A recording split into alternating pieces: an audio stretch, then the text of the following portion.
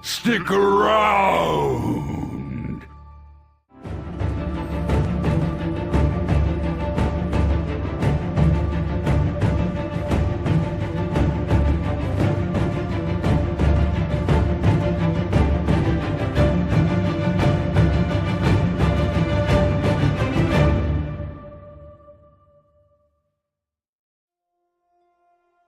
Greetings and salutations, everyone. Welcome to a rather different video from my speculations, or simple talks, or my anime openings, really. Today we'll be discussing my favorite Legion zones. With Legion coming to an end and Battle for Azeroth just months or weeks away, it seems like an opportune time to talk about the Legion starting zones. Note that the max level zones such as Argus, Broken Shore, and Suramar will be in their own separate video, just to make it more fair, and, well, easier on me, honestly. I'll try to get those out before Battle for Azeroth as well, but no guarantee. For this video, we will be rating the zones by their characters, music, scenery, and story. Depending on which one has the most in its rating, will be rated lowest to highest. Say, for example, Mr. Pandaria's Cressarang Wilds has a great story, but I was not a fan of its atmosphere, so it was rated below the Dread Wastes, which has a better story, music, and, well, the scenery might have been a little bad. Well, I actually kind of liked it in some areas. Okay, maybe not the best examples, but still, you kind of get the gist of it. I want to make a quick statement that even if they don't score too high, I still quite enjoyed myself in Legion when questing in these areas. There's always going to be good and bad things about any zone, but they're still going to be enjoyable in my eyes. Dungeons will only be talked about if they're a part of the core storyline. As it turns out though, most dungeons are the big finale for most of these zones. Raids, on the other hand, while also being part of the lore, will not really play too much of a role in the rating, and will be saved for the other video. Let's begin, shall we?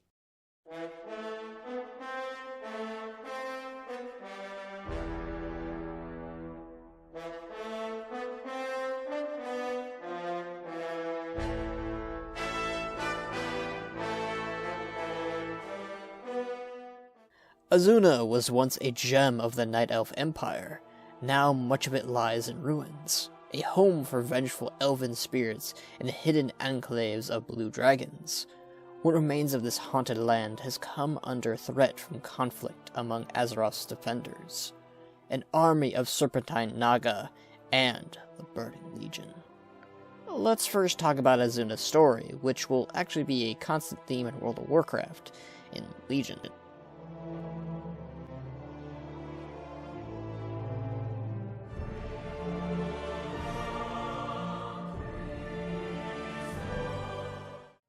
You, the hero of Azeroth, are sent out to uncover a pillar of creation, along with Khadgar in Asuna.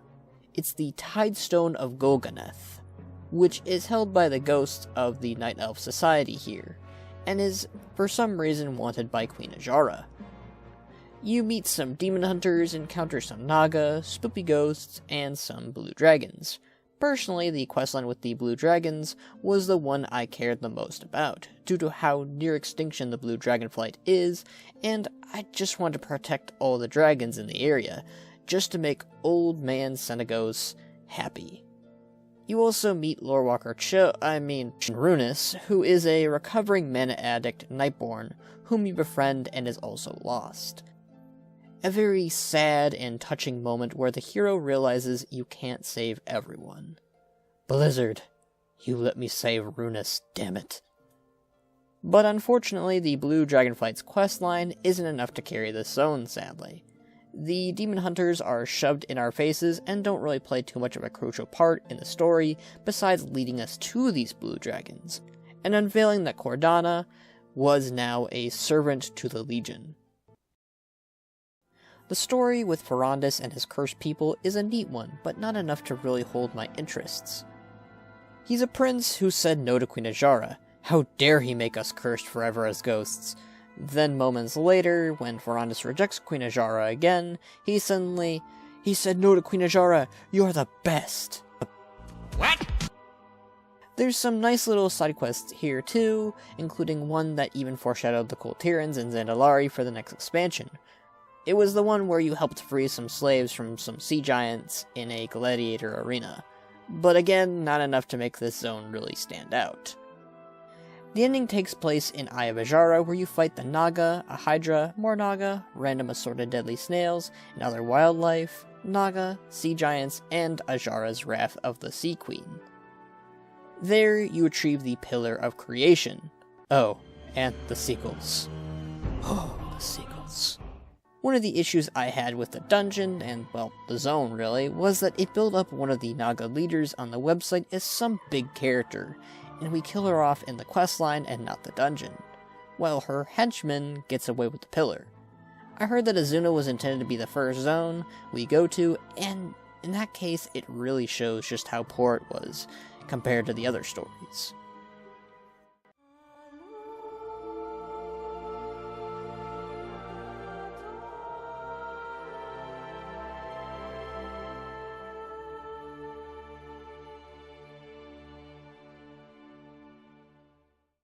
Let's talk about the music. Now, another rhythm you'll realize is I'll never say the music in World of Warcraft is terrible. In fact, the one in Asuna really captures the haunting yet also majestic sights. There's a lot of reused music found in Legion zones, mostly from Cataclysm, though that's okay because Cataclysm had some pretty good music anyways.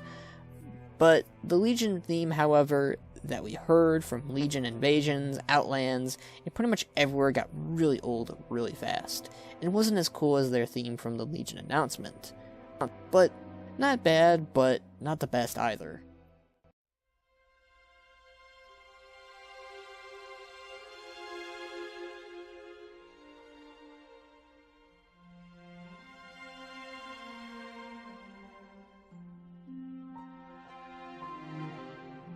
Now onto the sights of Asuna. Blizzard's art team is among my favorite, and usually they do a very good job at capitalizing on the zone and making it gorgeous and very realistic. The zone itself of Asuna was one covered by the sea, and that shows rather well. It is scattered with many ancient Night Elf ruins. It also had several Legion encampments, with lots of green and lots of black, which is also something you get tired of pretty quickly. Unfortunately, I wasn't much of a fan of the beaches or the water damage parts in the zone. I did, however, enjoy the ruins and grassy fields, and especially the crystallized area where the blue dragonflights held dominance over.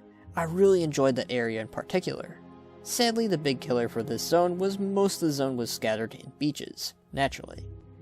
And the Fel Taint.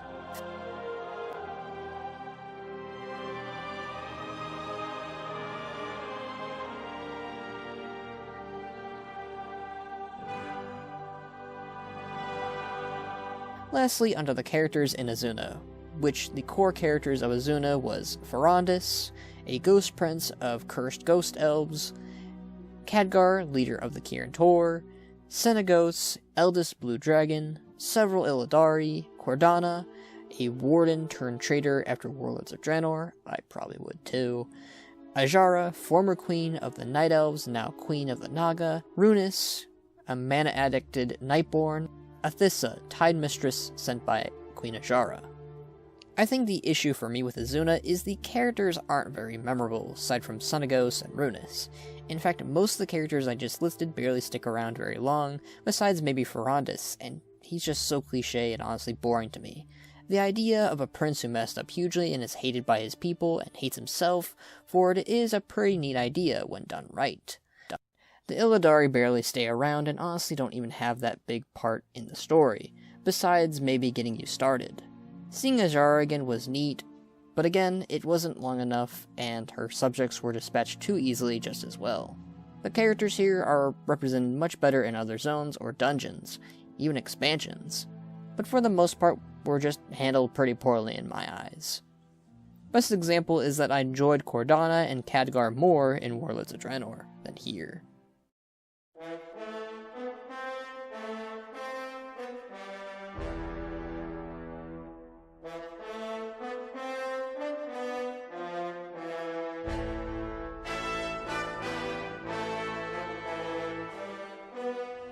The Tauren of High Mountain descended from Holn High Mountain and other Tauren, who had fought in the War of the Ancients. They had been living in peace with the local Drogbar for generations. But when the Legion invaded, the Drogbar stole the Tauren's sacred artifact, the Hammer of Khaz'goroth. The High Mountain are now at risk of being taken over by the Drogbar, and their king, Dargrul the Underking, ruling his kin from the former lair of the Black Aspect, Neltharion, or Deathwing.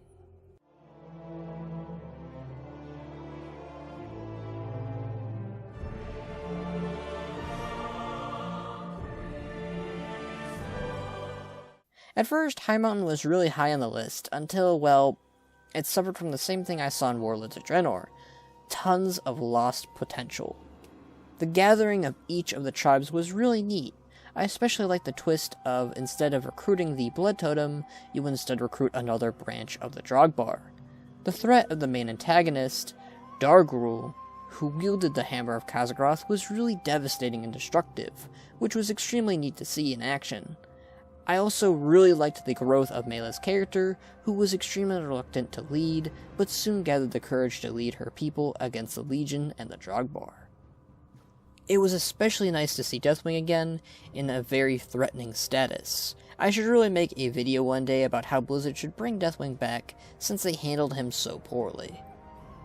But anyways, the main issue I found in High Mountain's story was the lack of Rathian, Bane, and Bran Bronzebeard. Ebonhorn was a nice touch, and it's nice to see that there are other dragons out there like Rathian. In the original alpha build of High Mountain, we had Rathian as Ebonhorn, and Bane to represent the Horde, as well as other tribe chieftains as well, like the Sunwalkers and the Tonka. We also had Bran's Bronzebeard to represent the Alliance. In this alpha build, we were supposed to confront Rathian, who exclaims that Warlords of Draenor was not fully his fault, and I believe he even apologizes for it, and considering Legion and Rathian were two things constantly branched together since Mist of Pandaria, it was a bridge that was extremely fitting. But we lost the development with Bane, Rathian, Bran, because Ebonhorn as Rathian made no sense. Mostly because Ebonhorn was built up as somebody who was always a dragon, but is ancient.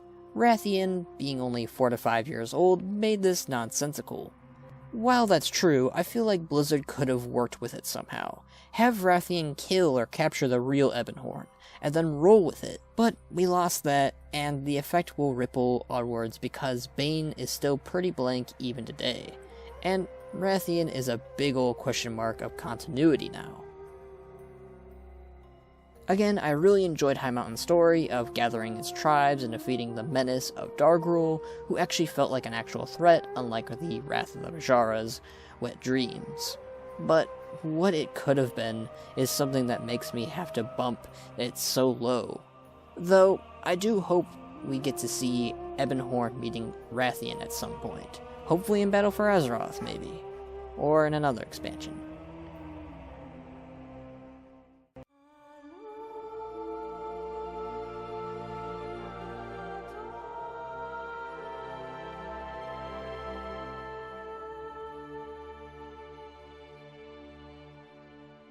Let's move on to the music of High Mountain, which had a really triumphant and tribal score to it.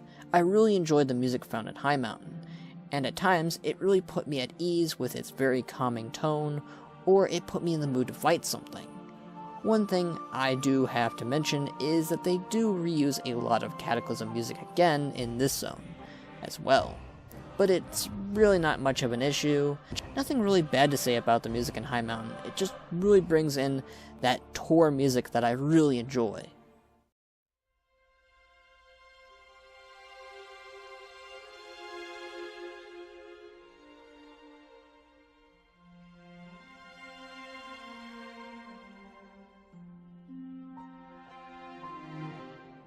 Moving on to the sights of High Mountain, it has several peaks, hills, grass, snow, and it's just a lot of mountains, of course. There is some really great shots here and there, and I absolutely adore the Tauren architecture here, and just how big the totems are. The one and only downside to High Mountain for me, and it's really just a nitpick, is, location-wise, is its caves.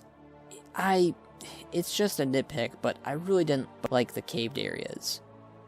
and they were just far too numerous. For the most part, high mountain sites were just majestic, and the sky at night, oh, the sky is just mesmerizing. I'd probably live there if I had the choice, as I am such a sucker for snowy areas in this game. I might also be biased because my class order hall is located here as well, so,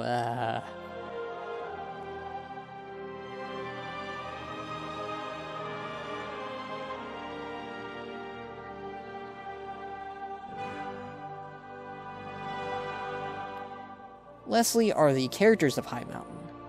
Mela, the new High Chief of the High Mountain tribes, Jayla Rivermane, leader of the Rivermane Tauren, Lasan Skyhorn, leader of the Skyhorn Tauren, Turok Blood Totem, leader of the Blood Totem Tauren, Ebonhorn, counselor of Holin's descendants, secretly a black dragon, Underking Dargrul, king of the Drogbar, and Navarag, leader of the Stonedark Drogbar. I really enjoyed each of the leaders of the tribes, and the fact we have another black dragon who is alive and well. Again, Mela's growth was especially welcomed in my eyes, and was deserved. Dargrul was actually a villain whom I took rather seriously, and actually felt threatening. I wasn't a huge fan of Jail, but she was probably the only character I didn't like. One thing I will give Asuna credit for was diversity in its main cast of characters, as unsurprisingly the main characters of High Mountain were either Drogbar or High Mountain Tauren. Again, the zone really could have used characters like Bran and Bane, so I will nab a single point for that, really.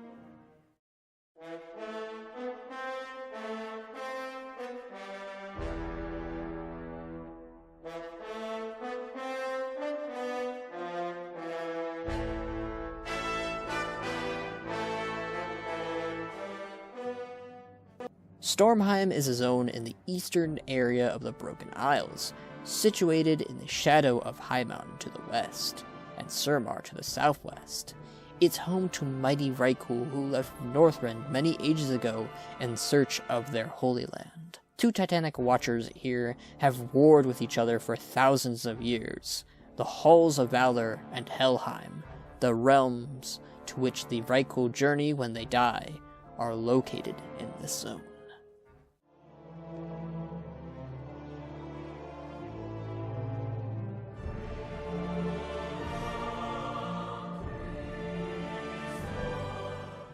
Stormheim's story is probably the most conflicting one on this list, mostly because I really enjoyed one part of the zone, but wasn't too much of a fan of the other parts. In Stormheim, you're there to gather the relic known as the Aegis of Agramar, accompanied by your faction, either with Gen Greymane, if you're with the Alliance, or Sylvanas Windrunner, if you're with the Horde. You are also constantly antagonized by an agent of the Legion, God King Scoreboard, a Raikou who took in the blessings from the Legion and is also after the Aegis of Agramar. Usually, I really enjoy the story of Titans and Titan Keepers and even Dragons, as you can probably tell by my channel's name, Skull Shorties, that I friggin' love Norse mythology. But the trials were not that interesting to me, at least compared to the other parts of the storyline that I wanted to get back to. But were it not for the other categories on this list, High Mountain might have actually beaten it story-wise. What really had me engaged with the story was actually the reason that Sylvanas and Gen were there. Now, me being a big fan of the faction war and of the Horde, I really enjoyed seeing the Forsaken and Worgen clashing. This all being said, I did enjoy bits and parts of Stormheim, like being transported to Helheim. That was really neat.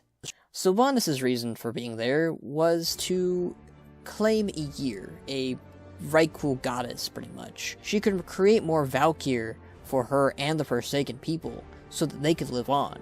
I really enjoyed the dubious presence Sylvanas offered to the narrative, and while it was pretty selfish, I really liked the reasonings for her being in the zone, and the enigmatic deal she made with Halia that we still don't know a lot about. Gen was just there for vengeance on a personal level. I'm not the biggest fan of him or the Alliance, yet while his acts were just fine on a personal level, after seeing the cinematic, I was really hoping Gen was going to die from that arrow. Sorry, Alliance fans. The antagonist of the zone, Scoreboard, was somewhat interesting, but also pretty cliche at times. and pretty foolish. He honestly felt weak, but he had a cool design though. Honestly, the core story of Stormheim feels as if it should have been the Warrior campaign. I just really like the faction conflict, which is probably why I'm pumped for Battle for Azeroth more than I was for Legion.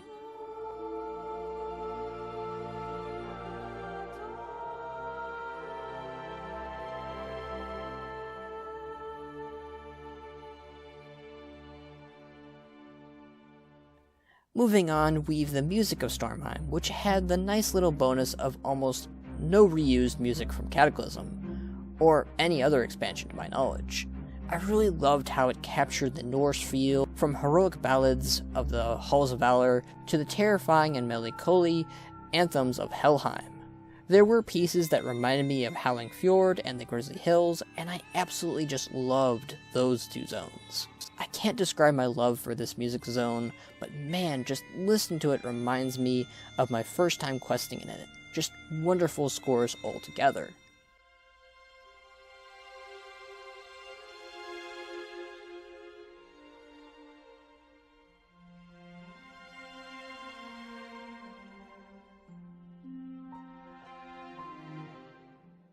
Moving on, we've the scenery from Stormheim, and once again the art team did a fantastic job on this area.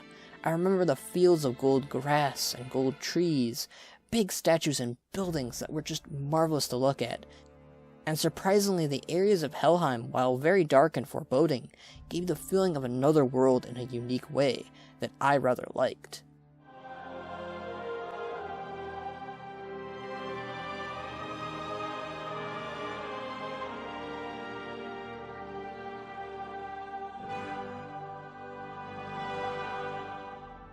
Lastly, we've the characters from Stormheim, which includes Sylvanas, the Banshee Queen, and War Chief of the Horde, Gen, leader of the Gilneans and Worgen from the Alliance, Odin, leader of the Val'sharah, prime designate of the Titan Watchers, and Halia, Queen of Helheim, former High Valkyr of Odin. As I said, I greatly enjoyed the characters of Gen and Sylvanas. They're very interesting people whom we've had quite some time with. Meanwhile, as for the camp of Odin and Halia, Odin is probably my least favorite character in all of Legion. He sets you and Rykul pretty much to die for either his amusement or basic trust. He betrayed his own half-daughter Halia when she defied him and never even apologized or showed any pity for the act. Halia, while antagonistic, was totally in the right. Well, not entirely in the right, but she had the right to being upset with Odin, and wanting justice for what he did to her and her people. But if it wasn't for her selfishness, she could have been well regarded honestly as a hero, and Odin would be the villain. I really do despise Odin as a character, making that and the story the main reasons why this isn't actually number one.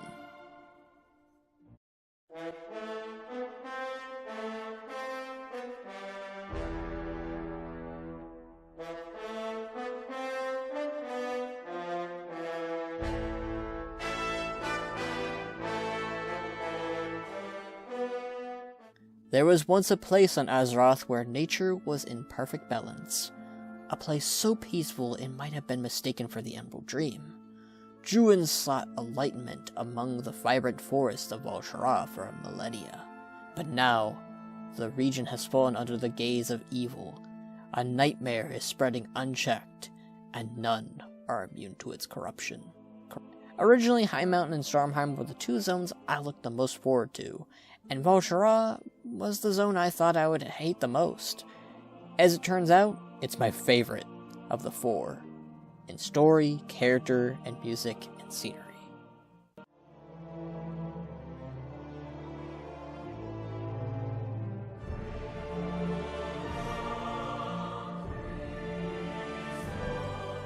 For story, you are told you're going to have a pretty easy task of getting the relic, the Tears of Elune. But as it turns out, it's not that easy. And Cenarius isn't looking too good. He's been corrupted by Xavius and the Emerald Nightmare as well. As for the rest of the forest, you, Ysera, Malfurion set out to save the forest, but in the end, Xavius captures Malfurion, and Ysera is corrupted by the Nightmare, and you're forced to team up with Tyrande. Now, we're not going to be talking about the characters quite yet, but man, was the whole thing with Ysera just heartbreaking. I was just getting to really like her, and poof, she's my enemy and I have to put her down, old Yeller style. That cinematic brought me to tears, and I was just baffled by it all. You get to finally encounter both the Emerald Dream and the Emerald Nightmare, and as a lore nerd, these places have been something I've wanted to dig into for a long time. A side story in the zone that I did before completing the Ysera's part was rescuing Maiev from elven ghosts and demons.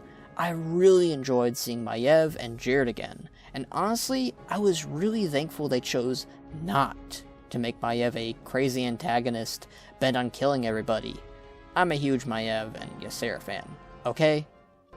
Honestly, just a stunning and captivating story that the relics name bring a lot of sense to. The tears of Elune, more like the tears of too soon. Ysera, come back.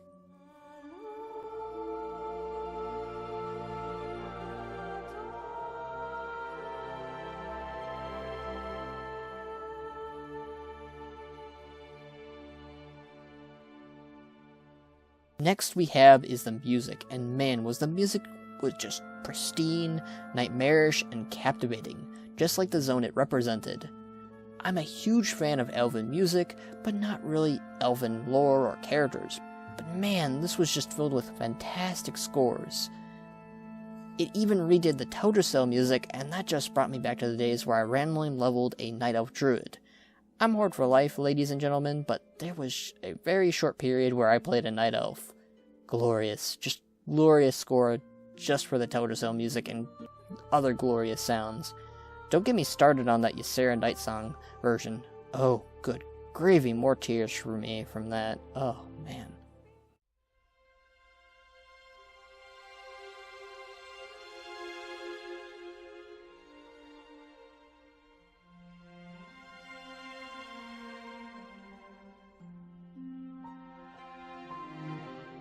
Let's talk about the scenery of Val'sharah. Now, if the goal was to show a zone that was very close to being the Emerald Dream, they did it right. This has some of the most captivating areas that are both beautiful and horrifying to look at, and I love it. It really does feel like you're walking into the Emerald Dream, or the Emerald Nightmare at times. You can look into the Emerald Nightmare's areas, and the trees are sometimes moving. It's some really creepy shit. Oh, and there's Ravencrest's Black Rockhold, which is also pretty nifty. Honestly, Val'sharah is just gorgeous, and Blizzard should just be given like a Nobel Prize for this place.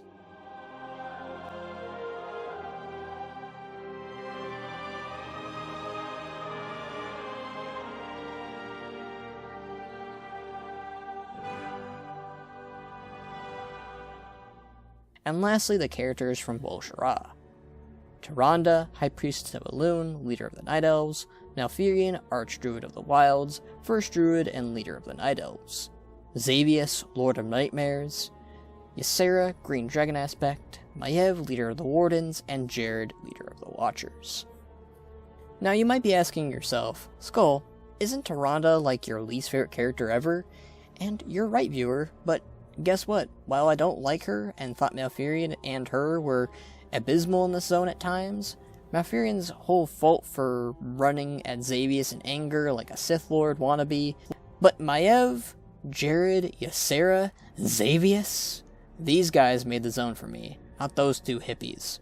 While Maiev and Jared's roles were extremely minor in this expansion and zone, it was just nice to see them again, and actually do something together. Plus, it didn't feel too out of place for them either. Meanwhile, I actually felt really saddened by Ysera's death, as you can tell, and felt like I was getting to know her and wanted to just stick with her the whole expansion, and then Xavius, the tentacle-loving freak, corrupts Ysera and forces us to kill her. Oh, and props for Blizzard for making me want to kill Xavius over and over again. Like, I mean, there's no other character I hate more than Xavius in World of Warcraft, but you know, I'm supposed to hate Xavius, unlike Cheeto Beard Odin over there. When the Emerald Nightmare first came out, I hopped into a pug ASAP, and you know what? I had fun doing normal raiding again for the first time since Wrath of the Lich King. That's 10 years, by the way. 10 years. So, for those that are wondering, this is how the scoreboard went. The list goes as follows. Number 1, Val'sharah. 10 out of 10 amazing story, 10 out of 10 amazing scenery, 10 out of 10 amazing music, and 9 out of 10 great characters. Had to kind of debug the point for Malfurion and Tyrande. Number 2, Stormheim. 9 out of 10 great story, 10 out of 10 amazing scenery, 10 out of 10 amazing music, 8 out of 10 great characters. High Mountain. Number 3. 7 out of 10 alright story, 8 out of 10 great scenery, 9 out of 10 great music, 7 out of 10 alright characters. Number 4, Asuna. 5 out of 10 story, 8 out of 10 alright scenery, 9 out of 10 great music, 6 out of 10 alright characters. Each of these zones are special and unique in their own ways, and while I might have been harsh in some areas, I still greatly enjoyed them for various reasons. In the future, I'll be doing my top 3 max level Legion zones. I hope you join me and share what your favorite pre-max zones are in the comments below. Would you like to hear what else I like or don't like? Go ahead and throw me your input. Please ring that blasted bell and follow me on other medias down below. And remember, I'm Skull Shorties, and I'll see you all next time. See ya!